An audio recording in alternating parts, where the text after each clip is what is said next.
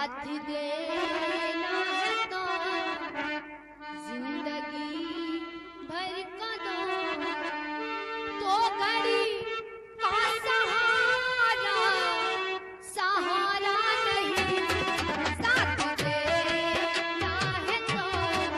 जिंदगी भर का तो घड़ी का सहारा सहारा नहीं साथ देना है तो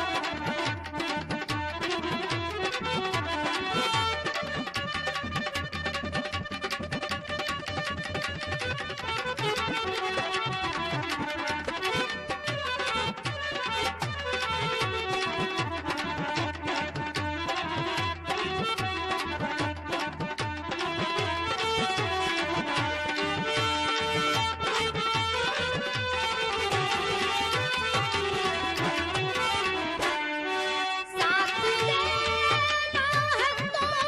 जिंदगी भर का तो घड़ी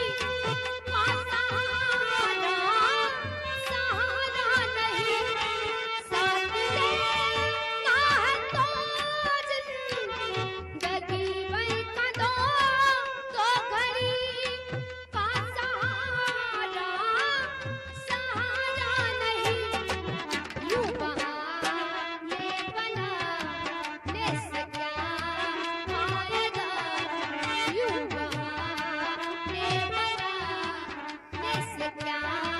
फायदा साथ कहे तो के मिलना गवारा नहीं साथ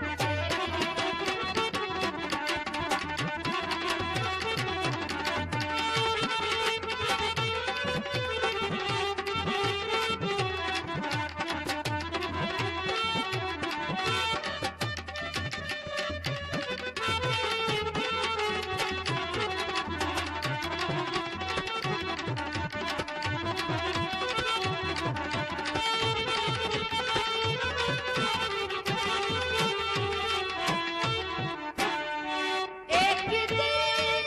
उनको मेरा ख्याल आएगा देखना दिल के शीशे में वो लाएगा एक दिन उनको मेरा ख्याल आएगा देखना दिल के शीशे में वो लाएगा ना दुआ